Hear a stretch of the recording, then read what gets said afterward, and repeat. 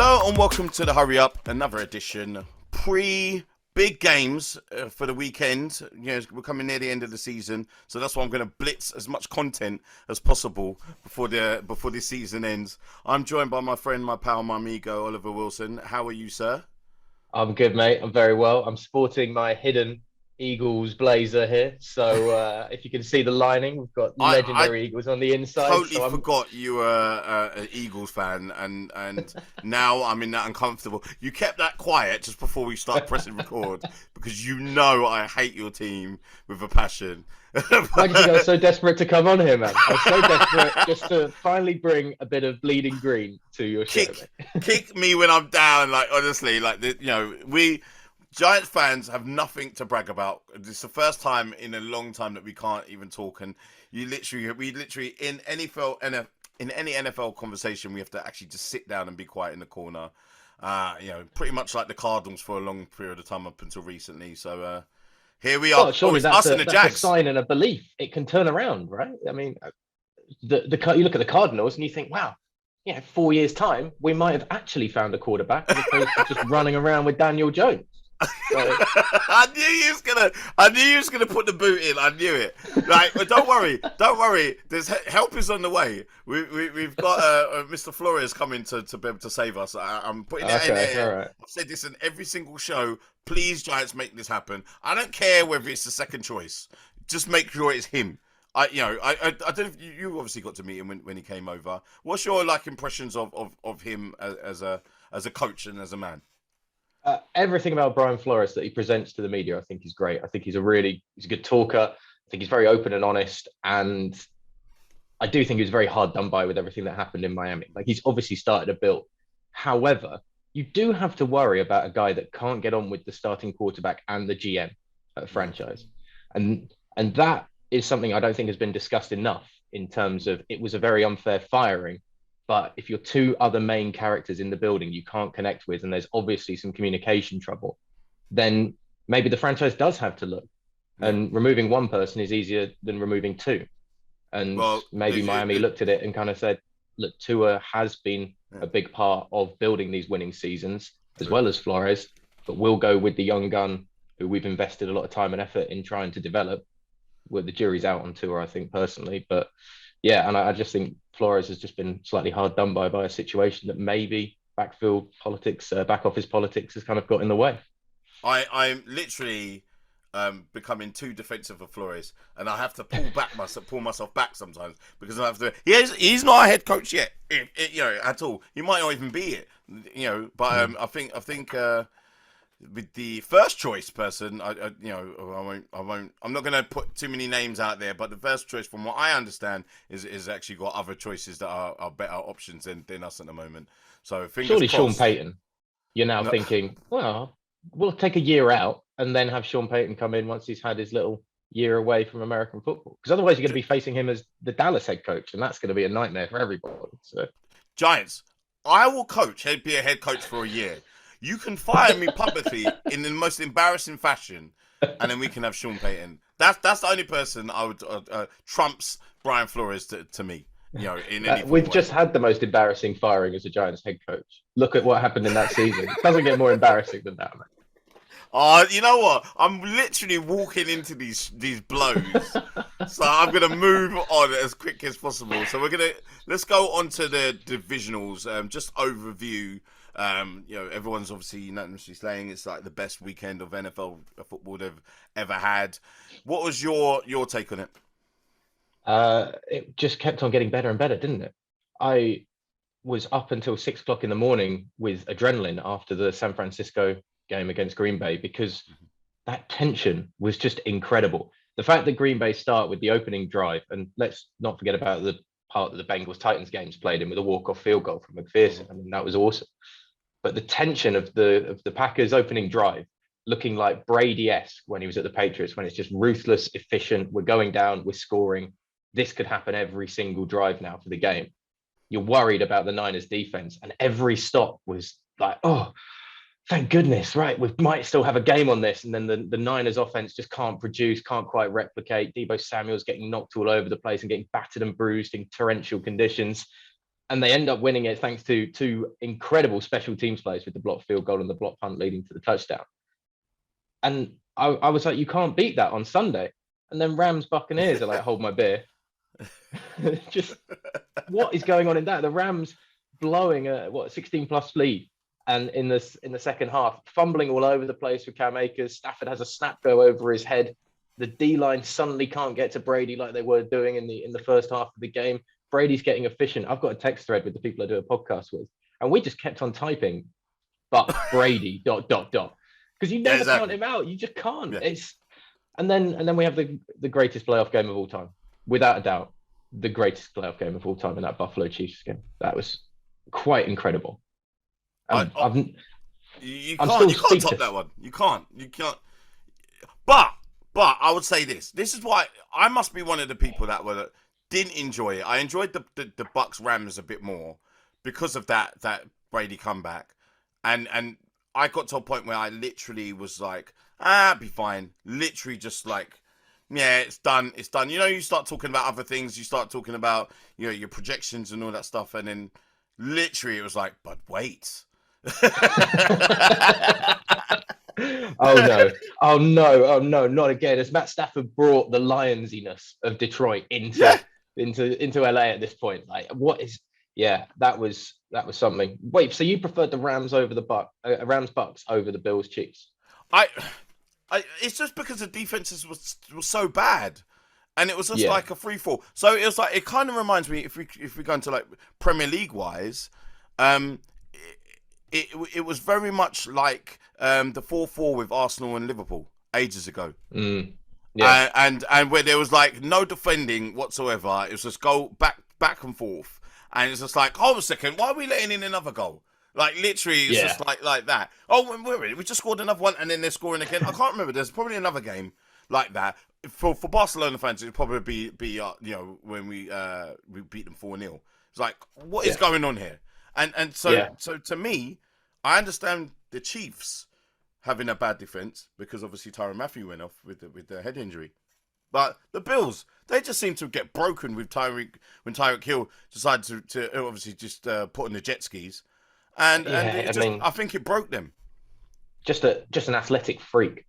My friend absolutely hates it, and I kind of love it that on those little flare outs from the line of scrimmage that he runs, he catches it, takes 3 steps back to create his own open field, and then finds the gaps that way. It's such a unique way to play the game and play the position, because you don't see anybody else who's got that speed, timing, and ability to read that quickly and find his gaps. But I do think you're right. And I think if we hadn't had overtime in the way it is at the moment, with a touchdown wins it, and it's a walk-off touchdown in overtime, that game's probably still going right now. Because they're just going end to end to end to end to end. There was no defense had just, as you say, become irrelevant at that point. But I do think you have to respect that we were watching 2 of the best quarterbacks in the NFL at the very peak of their powers. I mean, Mahomes moving effortlessly to evade that Buffalo rush, and Josh Allen maybe looking a little bit more like he had to work for it. You're stepping up and finding Gabriel Davis time and time again. It's absolutely phenomenal. Really Ollie, incredible. Does this put Josh Allen in the elite section now in the club? You're asking the wrong person, because I've been out on Josh Allen for a long time. Yeah. Gasp. Yeah, I have not. I still have very clear recollection of that game against Houston, where first playoff game, absolute deer in headlights. Just lattering the ball over his head backwards as he's trying to evade a hit after dropping back 25 yards. I mean, that didn't scream elite level quarterback from the get-go at all. And the trouble is now is when I see the performance like he had against Atlanta at the end of the season, when Buffalo had to really grind and work hard to get a victory over a Falcons team that they should be walking all over at that point in the year. And Allen's throwing too many interceptions and still making bad throws. And he's making bad throws, I think, that Mahomes, Rodgers, Brady, they don't make. But I will say that he has played 2 of the best playoff games from a quarterback and is unlucky not to be going through. So I would still not quite put him in that elite category yet, because there are still those creeping errors just every so often, of those panicky moments, but they are getting more infrequent. And I think that's the big positive going into the future with Josh Allen. He is without a doubt the future of that franchise, and they can build a Super Bowl winning team with him. The trouble is now the mental game.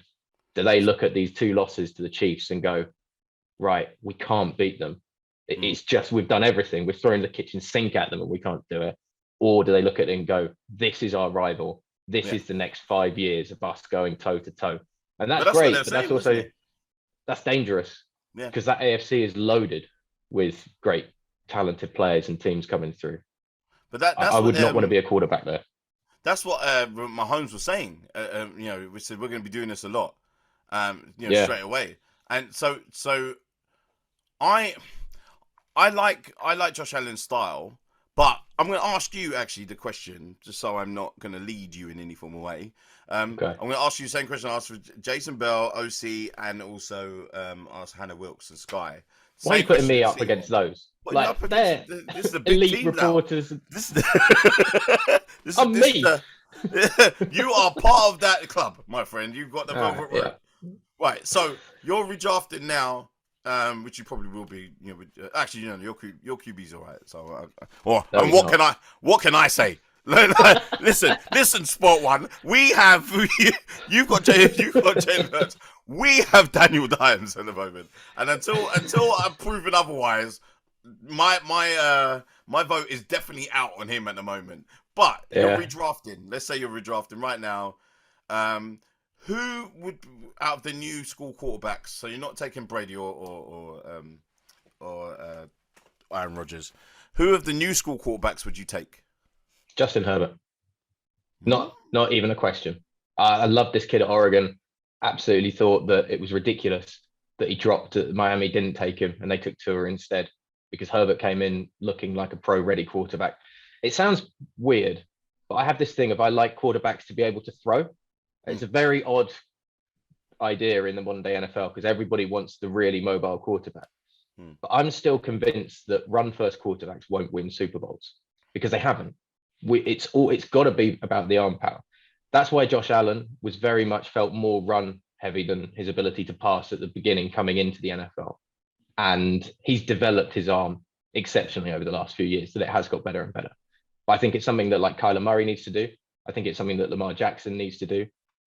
You look at Russell Wilson, Patrick Mahomes, 2 of the best mobile quarterbacks, but they are pocket first, extend if they can with their legs. So I want that, but I also think Justin Herbert throws the most beautiful looking deep ball that I think I've ever seen coming into the NFL. His accuracy is off the chain. And I think he does have an ability to move his legs, even though he's the worst QB sneaker in the NFL to me.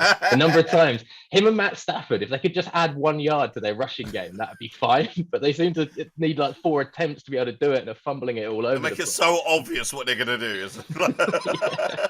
Yeah. And which way they're going. Like Stafford's basically pointing himself left when he's going to run a QB sneak, and everybody knows, he's going off the left side of the center. That's fine. What's going on there? Jam that gap. Yeah. So Justin Herbert, he's my NFL man crush, I'm afraid, as well. I love him. He's amazing, honestly. He's definitely if you can see over my left hand shoulder here, I've been on the Herbert bandwagon. I am on the Josh Allen bandwagon as well, though. But I like Josh Allen's style, and definitely he's grown on me. But Herbert, as soon as I literally last season, it was due to fantasy, was like, who the hell is this getting all these points? Like, why?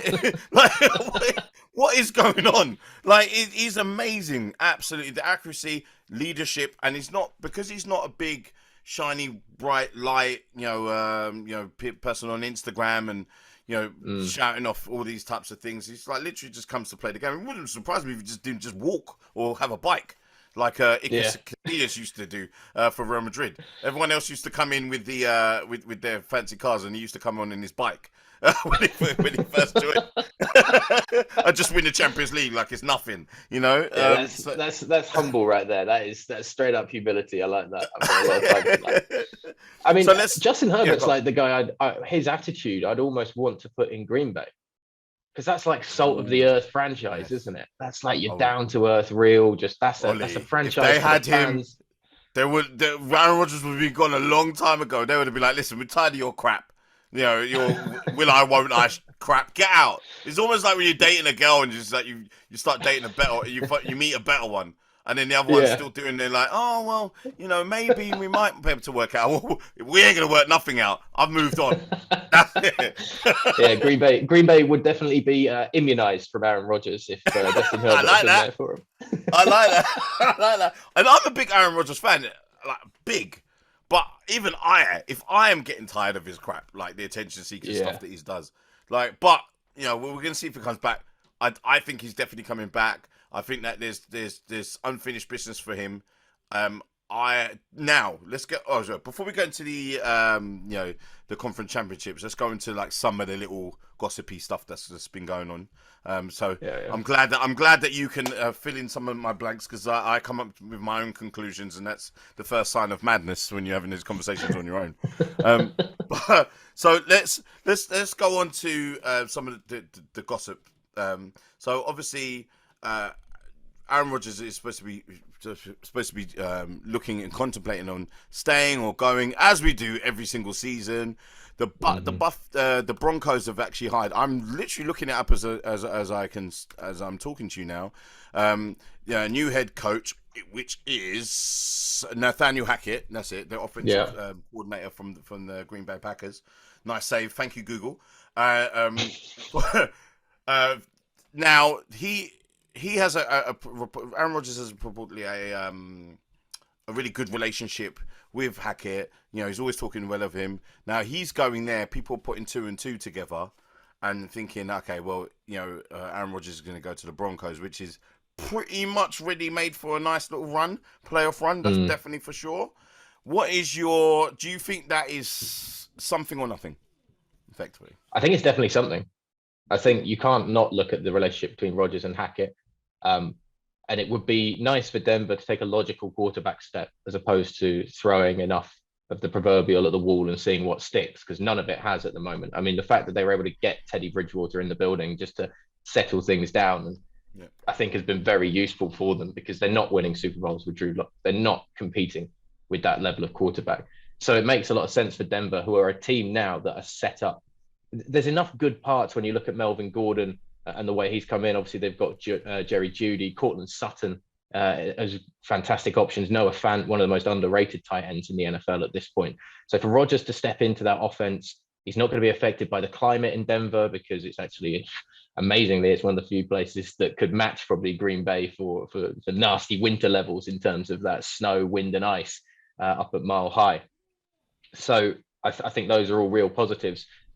There are 3 teams that, if Aaron Rodgers was to leave Green Bay this year, there are 3 teams I think would have the cap room and the desired situation for him to be able to go into, because he doesn't want to do a rebuild. That's why he would want to leave Green Bay, because if he stays, then do they have the money for Adams and etc. So I look at Denver, the Colts and the Steelers are all 3 places that have teams that are good enough to compete at a high playoff level, good head coaches, and are missing a quarterback now at this point with Big Ben's retirement this week. If I'm Aaron Rodgers, I'd probably want to go to the Colts, because that is, I think, overall the best team. You've got a great running game. It takes the pressure off you slightly, even though you want to be the main man. You probably want a few more receivers or options. T.Y. Hilton's dropped off a cliff in the last few years, but Pitts, the main wideout for him, who's come on particularly towards the end of last season. And in Pittsburgh, who doesn't want to work with Mike Tomlin? It's a guaranteed winning season. They were flirting during the game one time. And Najee Harris has come in and stepped up and been an NFL running back in his first year. You've got Mapletron, which is the best nickname in the NFL, with Chase Claypool as a fantastic target to be able to lean on at times. And they have I think it's a well-run organization, which is the thing that you could compare to Green Bay most of the time. But I don't know if I'm Aaron Rodgers if you want to leave. I still think Lambeau is the place where you fit in. This is your home. You can do now. You've got the money, so you can do what Brady did. You can start looking at those pay cuts to bring other people in the building in free agency and stuff like that, which I think if Rodgers wants to get another ring and really stamp his legacy down in Green Bay, that's how you do it. You take that pay cut and then you try and look in free agency and see who you can bring in to try and fill the void if you end up losing Adams or add to the pool around him. I also think there's maybe he was criticised a lot for only targeting Devontae Adams during the Yes. divisional round, which was the other wide receivers like, hello. Randall Cobb steps back into the fray and it's like, oh, I guess I'll just run dummy routes, shall I? Is that what I'm doing today? Okay. Cheers. Thanks, Mr. Rogers. See you later. And you know, like Bakhtiari obviously not really being fit in the playoffs as well was a huge one for them. And you took on a Niners team that has a fantastic pass rush. Let's not beat around the bush on that. So I think Rogers should stay. And I'm a romantic as well, man. I'm a romantic of those sports stories where a guy stays at a franchise for his whole career. That's why Big Ben, even though I'm not a big Steelers fan and not necessarily a big Ben fan, on or off the field, it's a great story for him to have been there the whole year, had great success with them, and to kind of walk out into the sunset in that way. So I'd stay if I'm Aaron at this point. I want him to stay, but I do want him to stop this sign a contract and it's done. And you literally, we've got like maybe 3 years of no more nonsense, and then he can just walk off to the sunset. I do think he'll get one before, if they can keep the pieces together. I do think that he'll get one before he retires. He's been very good in his, obviously he does his weekly chat with Mr. McAfee out there in the US. Mm-hmm. He was very good this week in saying, like, I'm not going to mess this franchise around. I have a great relationship with everybody at the moment in the director's room. I just want to make sure that we're all clear, but I am going to need some time to think about it. And it was interesting, he said as well, he thought he wouldn't have known his future far better if their season had ended at the Super Bowl, win or lose. And because he was almost so surprised, which is a little arrogant to have been knocked out by the San Francisco 49ers in the divisional round, he's now a bit more confused about what his future holds. I was like, does that mean you were overlooking them slightly? You can't be overlooking a team in the playoffs at all, Aaron. I mean, let's focus and get your head in the game at this point. Shout out to Ash in the NFL. You know, I think she's still licking her wounds. She's big Green Bay Packers fan. But I told everyone beforehand about this team. We'll definitely get into this when we talk about the conference championships. But like, people were sleeping on, a lot of people, especially in the NFC West, were sleeping on the 49ers. And I said a little while ago, when they get their guys back together, when the band gets back together, there's going to be some serious tunes coming out. But we'll see. Another bit of quick news. Josh McDaniels and Raiders are looking like, you know, they are very interested in working with each other. Now, I was just going to ask you really quickly, do you feel that Josh McDaniels can afford to turn down another NFL job? Well, he's not exactly got a great record, has he? In terms of his commitment to head coaching jobs and turning his back on them. So I don't know. If I'm Josh McDaniels, I probably want to be part of the rebuild under Belichick. So still, I think there are guys. Yeah, I think there are guys. I love Eric Bieniemy, but I imagine that there's part of Eric Bieniemy that wants to still be building with Patrick Mahomes, because how fun is that to have a QB like that in your arsenal as an offensive coordinator and start to be able to scheme and move and see what you can do with be the best player in the league. And I think in the same way, Josh McDaniels could easily look at this Patriots team and be like, I've now got Mac Jones that is something to certainly build on, and had a very good rookie year to get to the playoffs and everything. You're still going to be able to learn under Bill Belichick. And if you decide not to take this Raiders job and after the discussions and you just sit in New England, I think it's just a smarter move. I think you're kind of consolidating your chips and saying, maybe not yet. Maybe not yet. Leave a bit more time to kind of have the dirt wash off himself of, you know, walking out on the Colts and everything like that. So, and I'm not sure about the Raiders as well. I think that's a really difficult situation to go into because of everything that's happened in the last 12 months.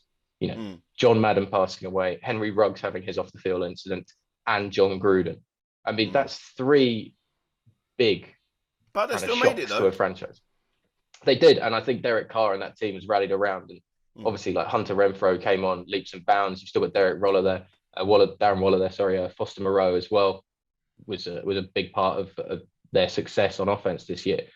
But yeah, that Vegas Raiders job for me, considering there's all the speculation around whether Carr's going to still be there or not, and whether the jury's out on them, you're now going to have to try and find another quarterback potentially to bring into the building and then restart with. Whereas if you're a head coach, wouldn't you rather want to go into a job where you know who your starting quarterback at least is going to be in that building going into next season, and have an established quarterback? And you know what you've got, at least with Mac Jones in New England at this point. You don't know where you're going with Derek Carr and the Raiders right now, who I continue in my head to say Oakland and have to check myself. I just can't get over this Vegas Raiders thing. It just doesn't ring as well to me.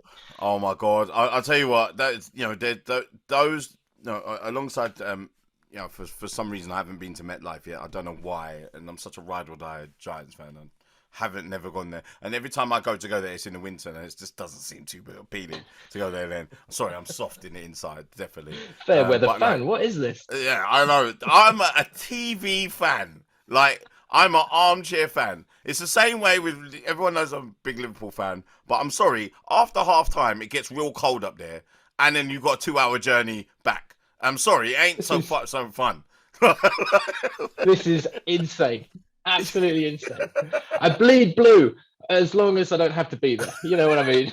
As long as it's a sunny day and the temperature's not too, there's not that wind chill factor. I'm sorry. Tell me in pre-season. Pre-season, I'm in August. Yeah, exactly. Nice and warm. Yeah. That wind from the Hudson is no joke at all. And I'm sorry, absolutely no way.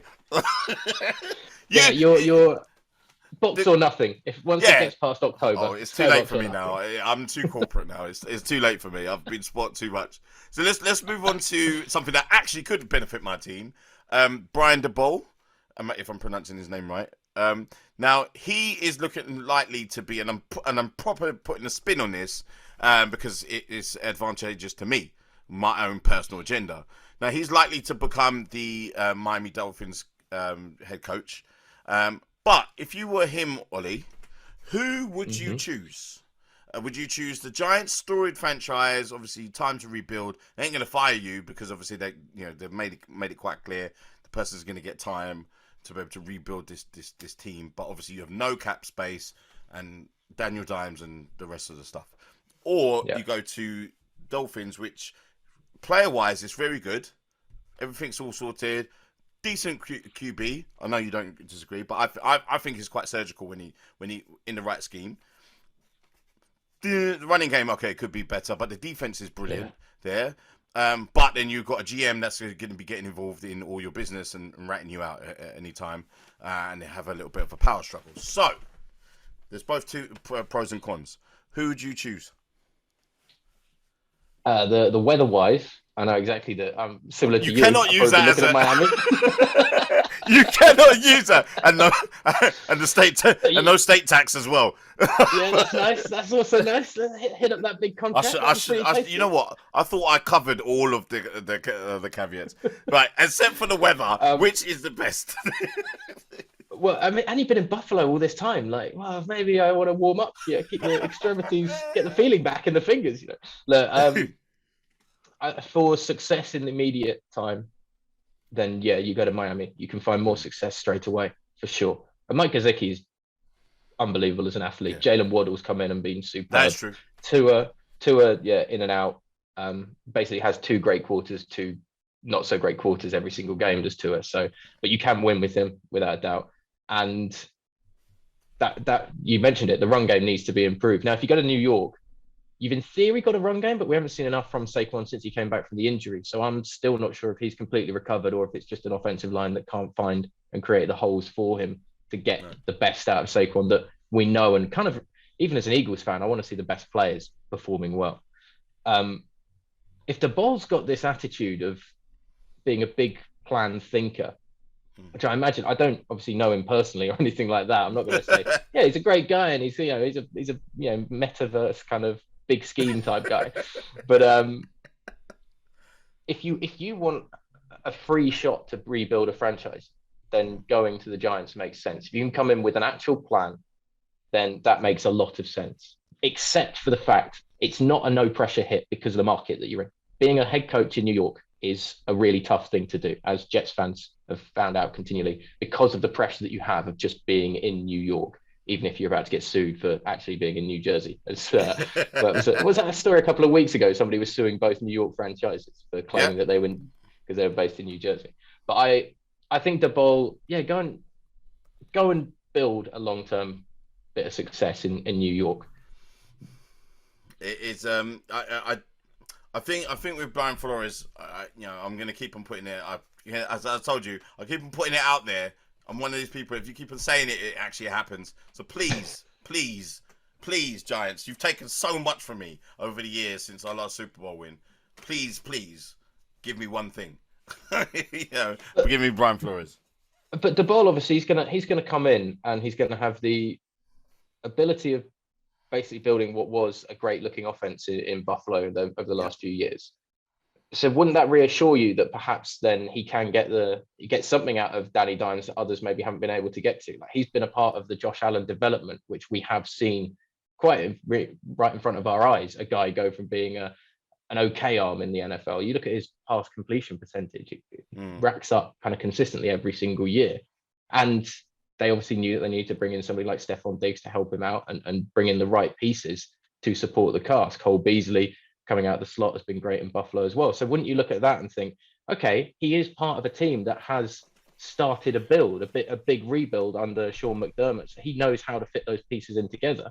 So actually having a guy that has rebuilt or been a big part of rebuilding a franchise, that would be something that you'd quite like to see potentially in New York. But I mean, as an offensive coordinator, therefore, there's like a degree of separation, and I feel that like obviously they wasn't firing in all cylinders, and I think he was he was particularly on the hot seat maybe at the start of the season as well. I believe. I think there's a difference between you being a coordinator and you being a part of the rebuild, but the responsibility isn't just on you, and the focus isn't just on you. Yeah. And I think the difference to me is that Flores has actually come to a team that was pretty much a joke, just there to make up the numbers, or people just go there because obviously they're on holiday, or all of those types of things. But Dolphins was never taken seriously, and this is the first time in my NFL fandom, that they've actually been taken seriously, had a good run, had a winning record, and a good run at making the playoffs. And I feel like there was work to go, and I think he had all the fans around him, the respect of the fans, but I think that he would suit New York very much. So obviously he's from there, and I think that because he's built something from nothing, I believe that I would give him the opportunity because he's been there before in tatters. To be honest with you, it's not a massive rebuild with New York. I know I sound like a bit of a homer here, but it's not that much of a rebuild. I think there's like parts here and there that can actually be improved. Obviously, we have a problem with our offensive line, but I think that if you're a leader of men and you're a person that everyone respects and everyone wants to play for, then I think you get more out of that team. And I wouldn't use any examples of leadership. But wasn't that what from what we had before? Joe Judge was meant to be? Judge was the leader of men. Like, he was described as being the guy that when he walked in, people wanted to run through a brick wall for. Like, everybody was dug into that charismatic persona that he had on the table, being like, yeah, we're gonna build this franchise to greatness. We're gonna be the best New York Giants side you've ever seen. And he wasn't a leader of men, or he wasn't able to fill in the cracks that needed to be filled. So just being a leader of men, I don't necessarily see being the big key to it. I think as well, the key for either of these two jobs, if you had a coin flip of which one you were going to, New York or Miami, is how much do you want to work with the GM, and how much do you think you can work with the GM? Do you want to have Chris Greer sticking his nose in every 3 seconds and really pulling a lot of the strings with who comes into that franchise and the decisions that you want to make as you're building a team? Or do you go with Joe Schoen at the Giants of Shane, sorry, and be allowed a little more freedom perhaps than Chris Greer? But even then, I mean, I have to say, I don't know how much influence he has in New York compared to Greer, because Greer is renowned for being far more hands-on than a lot of other GMs and not working well with head coaches, as we've seen with Flores. So that's why as well the New York job is more appealing, I think, if you go to it, because it's kind of like a sandbox in theory, or more of a sandbox where you get to do your own thing, as opposed to having to deal with the Miami politics. I mean, look, I'm being sport here. I've obviously my preference because we got to meet him, and You know, obviously, when you get to meet someone and you take to them, you actually really want them to be able to take over. However, you know, if Brian DeBall gets the job, I'm not gonna kick off. Now, anyone else, any of the other bums that are actually, sorry, I shouldn't call them bums, but any of the other, you know, there goes my accreditation for next year or any form of games. Anyone else applying for the, for the, I wouldn't even shout out your names.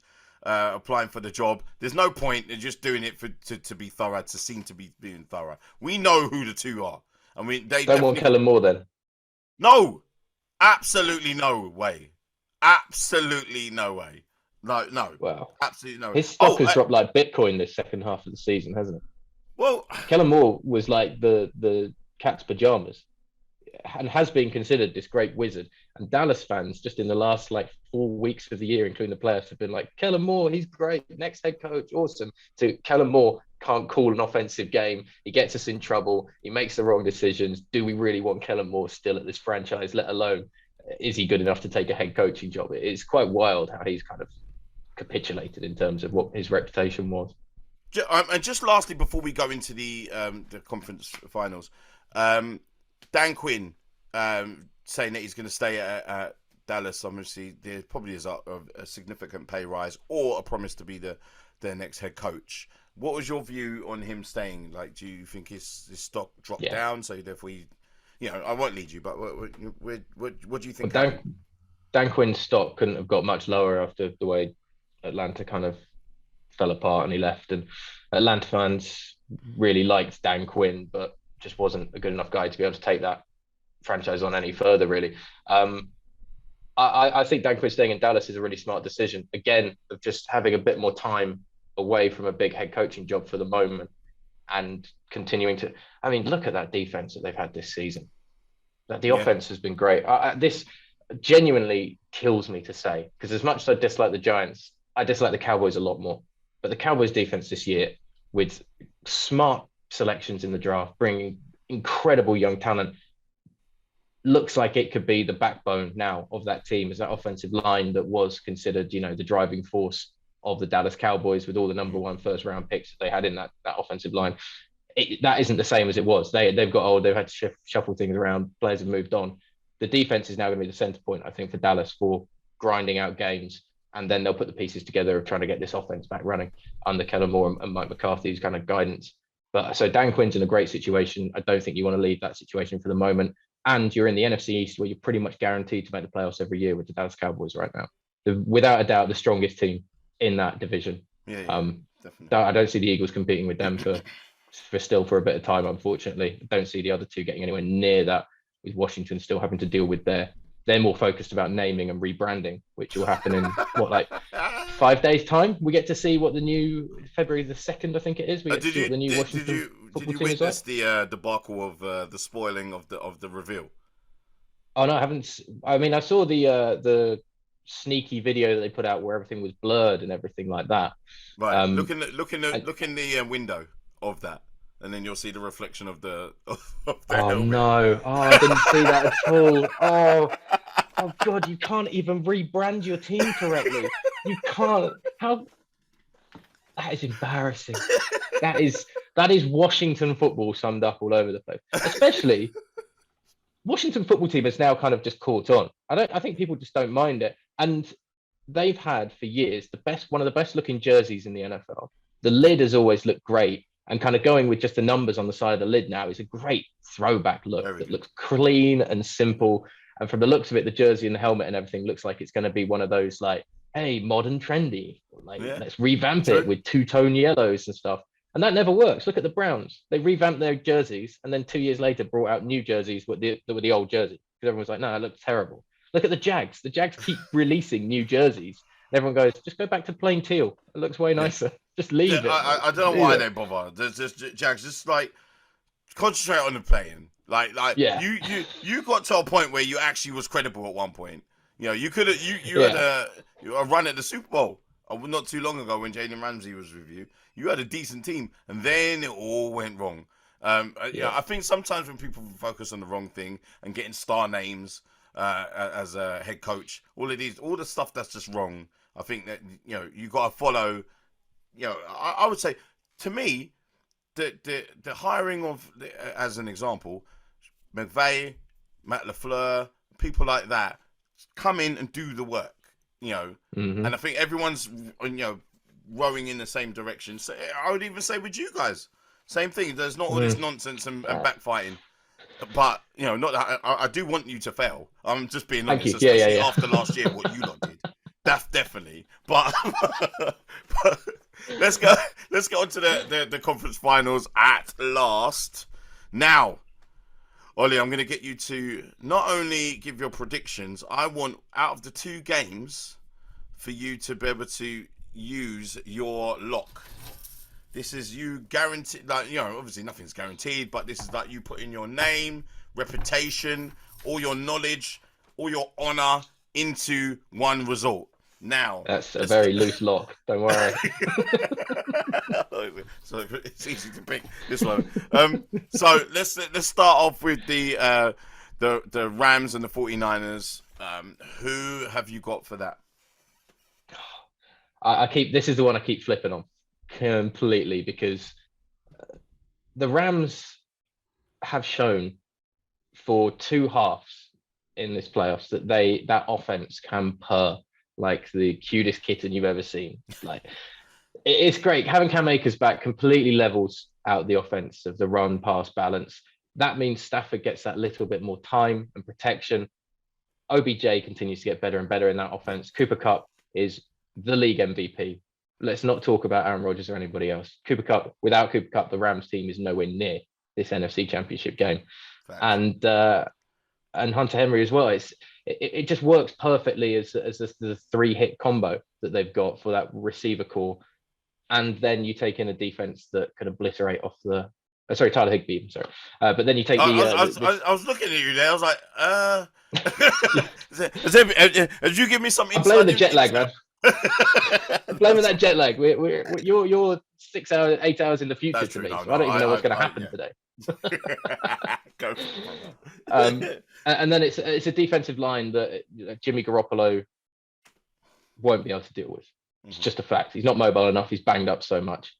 The San Francisco 49ers, they can control the clock with that run game. What was interesting was Tampa Bay in the game against the Rams last week. They started out with the run, but then because they fell behind, they had to drop it. And somebody made the comment to me of that was why they weren't running the ball. But actually, we're thinking that Tampa ran really successfully on the Rams because two of their first first downs in the game were from Fournette for decent yardage. But they didn't run well after those two first downs. The Rams then started to stuff them inside, and that's when Brady had to start trying to fire to the outside. So I do think this Rams defense can shut down that run game, particularly again as the Niners have been beaten and battered and bruised through a real gritty finish in Green Bay in the cold. But then you look at that pass rush for the Niners. That pass rush is just freakish. So they almost complement each other and level each other out so much. But I think the Niners have it on paper with the record against the Rams this year, what happened in week 18. And that's why I think the Rams turn home field advantage into the big one. And I'm taking the Rams this week. I think Stafford is going to put his name properly in the Hall of Fame candidacy with a run at the Super Bowl this year. I think Cooper Kupp is too good to be stopped by the San Fran secondary. And I think Cam Akers will learn to hold on to a football. Oh my Lord. Which will be nice. He better because I'm going the opposite way. Because I've been on this bandwagon for the 49ers for a little while now. And each time they impress me with like, they just seem to have a toughness, and then they find a way to be able to win. Now, what I would say is that, and this is one of these things, certain teams are teams because they've been together for a long time, and they are there's a way that they are, there's a selflessness about them. So like, someone like George Kittle, if it's another player, would be complaining that he's not getting in touches. Like, this guy's happy to block all game. I just feel like if you have Elijah Mitchell, who is really underrated, I don't understand why people are not talking about him. Deebo Samuel, who everyone's talking about, and you better watch out for him. And it's how are you going to stop him? And then you got Tyler Higbee. You got George. I'm doing you. You got me out now. You got George Kittle. I'm just throwing every player, every tight end in the NFL there. Then you got George Kittle in there, who hasn't actually got going yet. They haven't needed to use him as yet. and obviously you got Brandon Ayuk. Like, come on, like Ayuk, man, he's a you got tasty weapons there. receiver. And I would say this, and it's not that I'm saying anything bad about Jimmy Garoppolo. It's just that if he just does the simple things, only the simple things, then they'll win. Because there's no coincidence that he's beaten them every single time. I think that they've got their number. I don't know what it is, but there's certain teams that that got something mentally over the other team, and I just think Kyle Shanahan has got it over McVay. The Niners are going to dominate that stadium as well. If you see what's been happening on Ticketmaster this week, apparently more tickets have been sold in the Northern California area for this game than the Week 18 game, where the Rams had to go to a silent count in their own building because the 49ers fans were dominating and making so much noise. Shit. So there's potentially more Niners fans in the building this weekend than there was at the end of the season, of the regular season, which is a really bad situation for the Rams to be in. Really bad. Because the big asset of home field advantage and hosting this game is stripped away from you and completely flipped on its head. And you don't want to be in your own building feeling like an away team at all. Just it gives it a horrible edge. As I say, I can completely see why you're going with the Niners. And I think I'm just a sucker for the Rams. I'm a sucker for Matt Stafford and Sean McVay. And the Stafford Cup connection was something that I kind of hung my hat on at the very beginning of the season. And I was very glad. I got on the bandwagon when Odell joined, and then Vaughn as well, and Vaughn Miller when he joined as well, and I became a temporary Rambassador.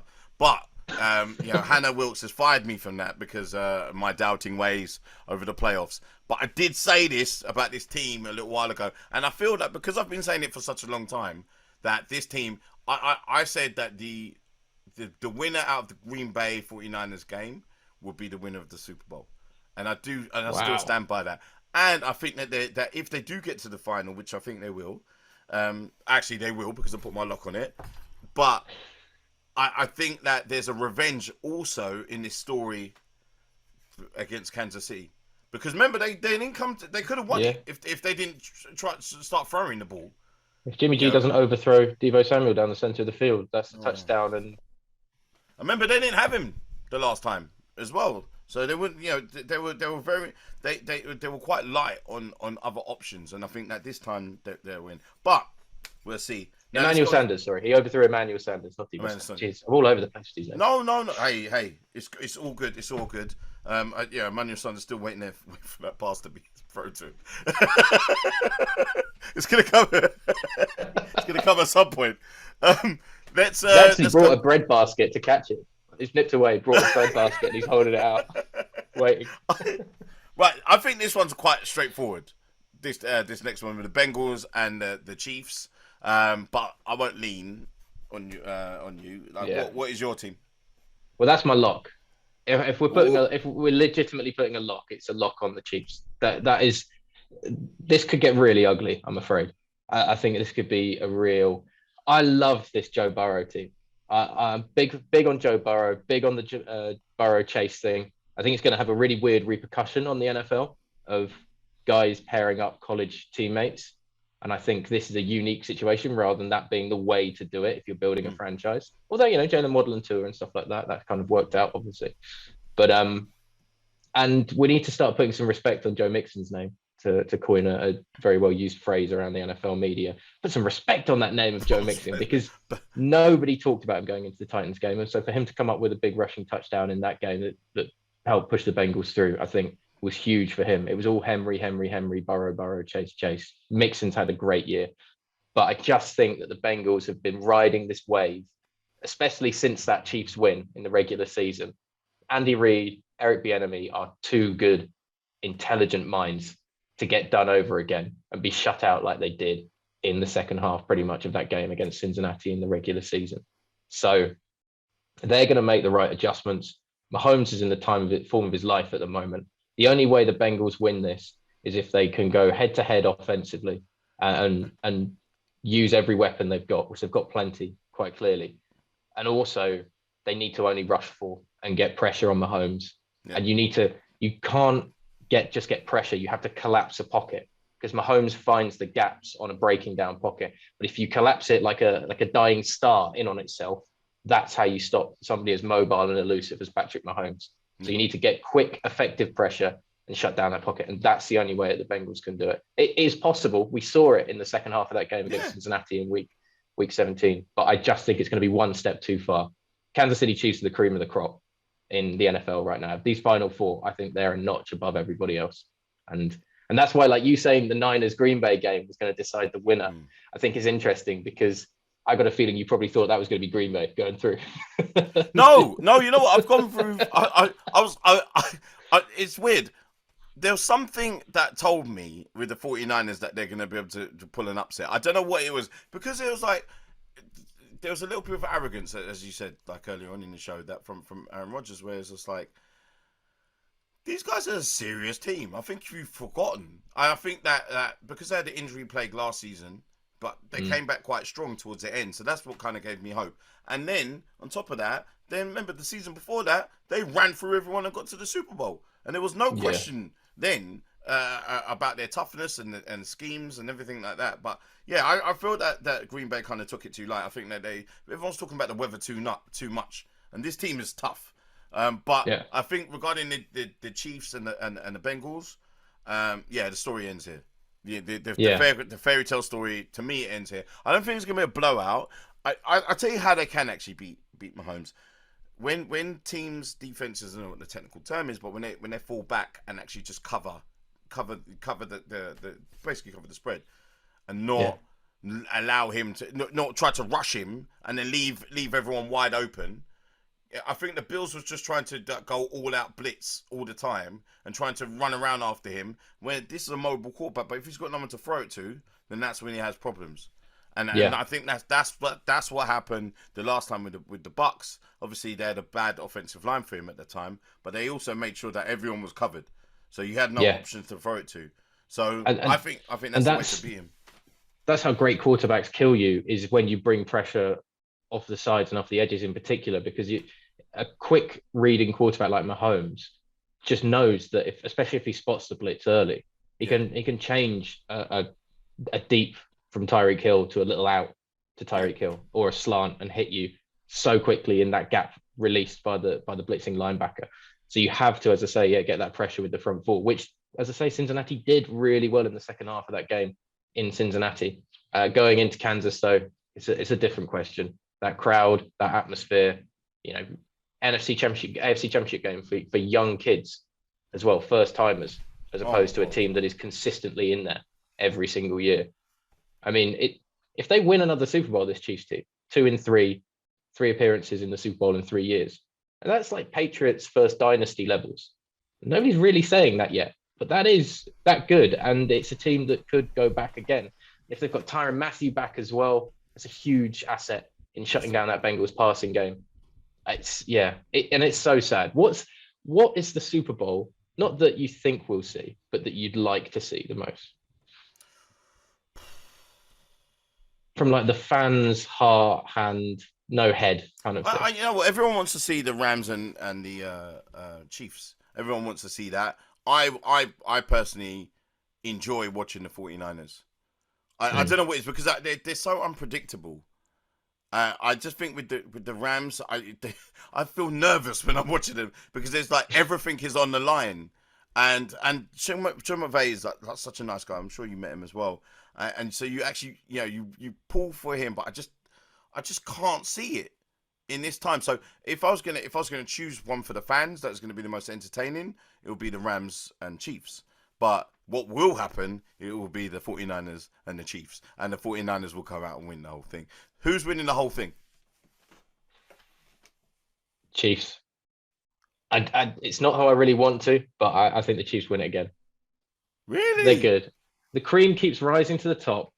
And I completely understand the 49ers grit. Like, a 49ers Super Bowl win isn't going to be a pretty one to watch. No.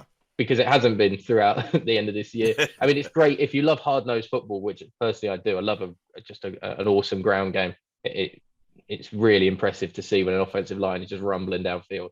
But everybody in the NFL loves splashy pass plays. Everybody loves the new young breed of quarterback coming into the NFL that we've got at the moment. And I just think the Chiefs are just that good offensively and have enough about them still defensively to be able to do it. Ingram coming off the edge, what an addition he's been this year. True. That Chiefs pass rush. And I think the Bengals can't protect Joe Burrow. That's really sad because if they could, they'd have a much better chance in all these games. This is what I mean. He kind of like encourages that contact, and that's.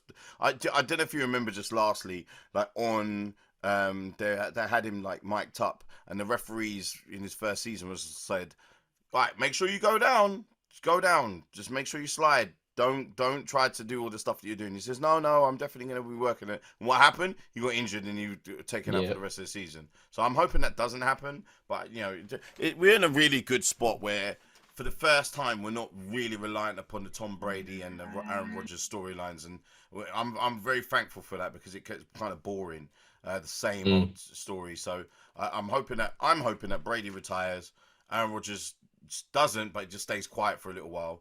And then we can enjoy next year. But I'm already waiting for next season. I'm already looking at fantasy cards already. I'm already waiting. But no, Ollie. I would be too if I was a Giants fan. To be honest. Oh wow! You see, I got a last one in.